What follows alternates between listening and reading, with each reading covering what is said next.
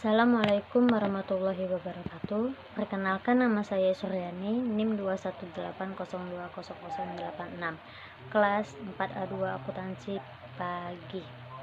Di sini saya akan mempresentasikan materi perubahan akuntansi dan koreksi kesalahan. Perubahan akuntansi. IASB telah menetapkan kerangka kerja pelaporan yang mencakup 3 jenis perubahan akuntansi. 3 jenis perubahan akuntansi adalah: 1. Perubahan prinsip akuntansi. Perubahan dari satu prinsip akuntansi yang berlaku umum ke prinsip akuntansi yang berlaku umum lainnya. Sebagai contoh, perubahan metode penilaian persediaan dari LIFO menjadi biaya rata-rata. 2. Perubahan estimasi akuntansi. Perubahan yang terjadi sebagai akibat dari informasi baru atau diperolehnya pengalaman tambahan. Contohnya adalah perubahan estimasi umur manfaat aktiva yang dapat disusutkan. 3. Perubahan entitas pelaporan. Perubahan dari pelaporan sebagai satu jenis entitas ke jenis entitas lainnya. Sebagai contoh, perubahan anak perusahaan spesifik dalam satu kelompok perusahaan di mana laporan keuangan konsolidasi disusun. Perubahan prinsip akuntansi. Perubahan prinsip akuntansi melibatkan perubahan dari satu prinsip ekonomi yang berlaku umum ke yang lainnya. Pengujian yang seksama harus dilaksanakan dalam setiap pengujian untuk memastikan bahwa perubahan prinsip memang telah terjadi. Akhirnya, jika prinsip akuntansi yang sebelumnya diikuti tidak dapat diterima, atau jika prinsip itu ditetapkan secara tidak benar, maka perubahan ke prinsip akuntansi yang berlaku umum dianggap sebagai koreksi kesalahan perpindahan dari akuntansi dasar kas atau pajak penghasilan ke dasar akrual dianggap juga sebagai koreksi kesalahan. Perubahan prinsip akuntansi. 3 pendekatan berikut telah disarankan untuk melaporkan perubahan prinsip akuntansi. 1. Pelaporan perubahan pada periode perjalanan. Pengaruh kumulatif adalah perbedaan laba tahun sebelumnya antara metode baru dan metode lama. Penyesuaian ini kemudian dilaporkan hanya dalam laporan laba rugi tahun berjalan. Perusahaan tidak mengubah laporan keuangan tahun sebelumnya. 2. Pelaporan perubahan secara retrospektif. Penyesuaian retrospektif atas laporan keuangan akan menyusun kembali laporan keuangan tahun sebelumnya atas dasar yang konsisten dengan prinsip yang baru ditetapkan. Perusahaan menyajikan pengaruh kumulatif dari perubahan sebagai penyesuaian atas laba ditahan awal tahun paling awal yang disajikan dalam laporannya. 3. Pelaporan perubahan secara retrospektif di masa depan. Pada pendekatan ini, hasil yang telah dilaporkan sebelumnya biasanya tidak diubah. Saldo awal tidak perlu disesuaikan. Pendukung pendekatan ini berargumen sebagai setelah manajemen menyajikan laporan keuangan berdasarkan prinsip akuntansi yang dapat diterima, maka laporan tersebut sudah final. Manajemen tidak dapat mengubah periode sebelumnya menjadi penerapan prinsip baru. Pendekatan perubahan akuntansi retrospektif.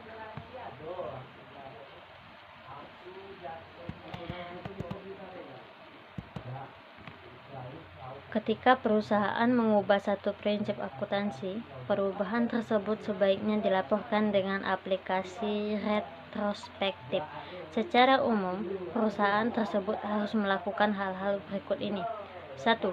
Perusahaan mengoreksi laporan keuangan atas setiap periode yang tercangkup, maka informasi laporan keuangan terkait periode terdahulu akan berdasarkan pada prinsip akuntansi yang baru. 2. Perusahaan mengoreksi nilai buku atas aktiva kewajiban terhitung awal tahun pertama yang mencangkup dalam laporan, maka akun-akun tersebut mencerminkan pengaruh kumulatif pada periode terdahulu.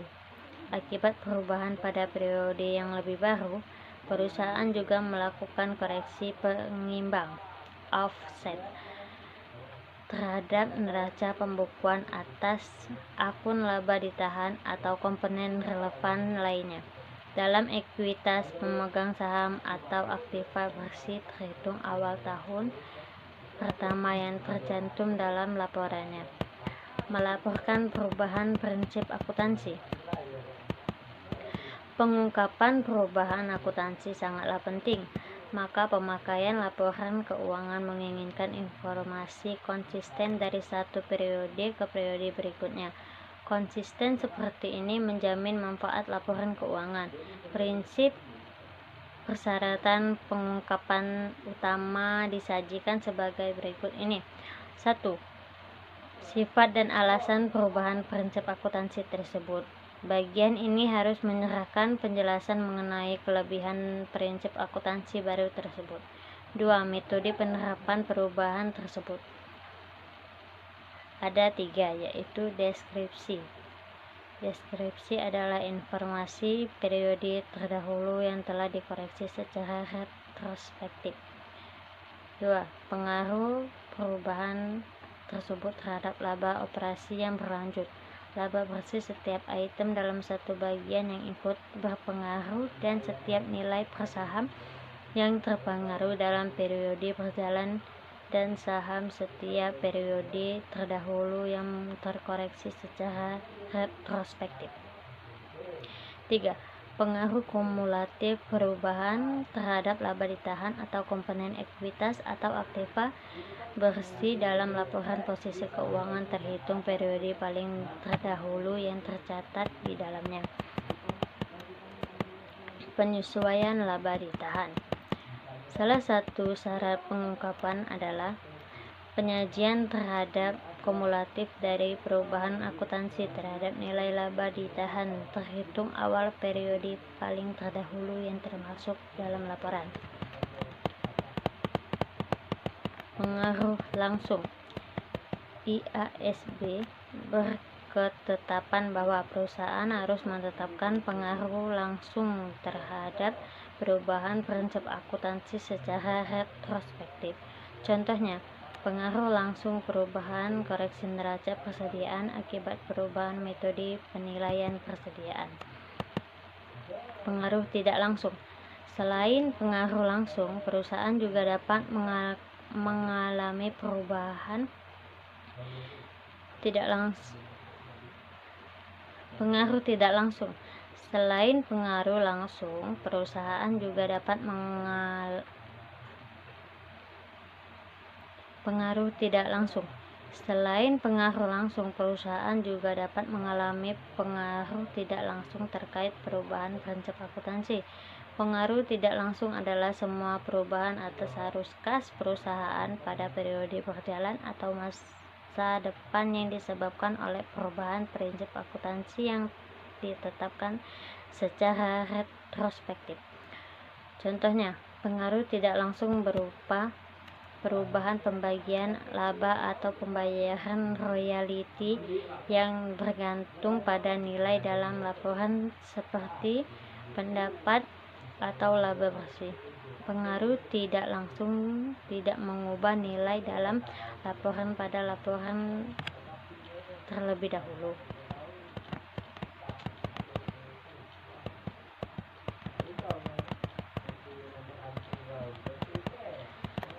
Ketidakpastian. Penerapan retrospektif dianggap tidak praktis jika perusahaan tidak dapat menentukan pengaruh periode terdahulu, bahkan setelah mengusahakan semua area yang masuk akal. Perusahaan tidak boleh memakai penerapan retrospektif bila memenuhi salah satu kondisi berikut ini.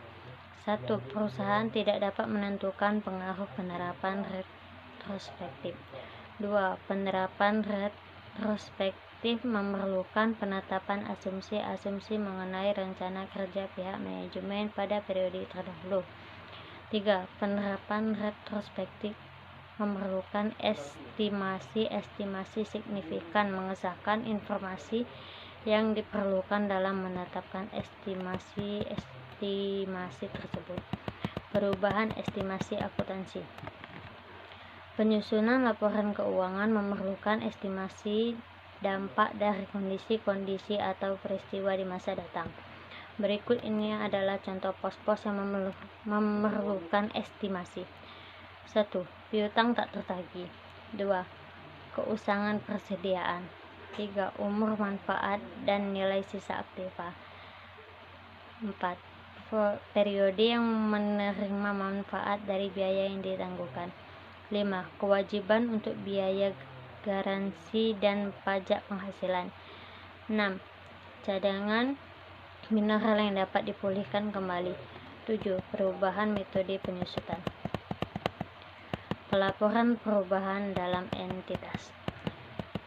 Suatu perubahan akuntansi yang dapat terjadi pada laporan yang sebenarnya merupakan laporan dari entitas berbeda harus dilaporkan dengan menyatakan kembali laporan keuangan yang disajikan selama periode yang baru.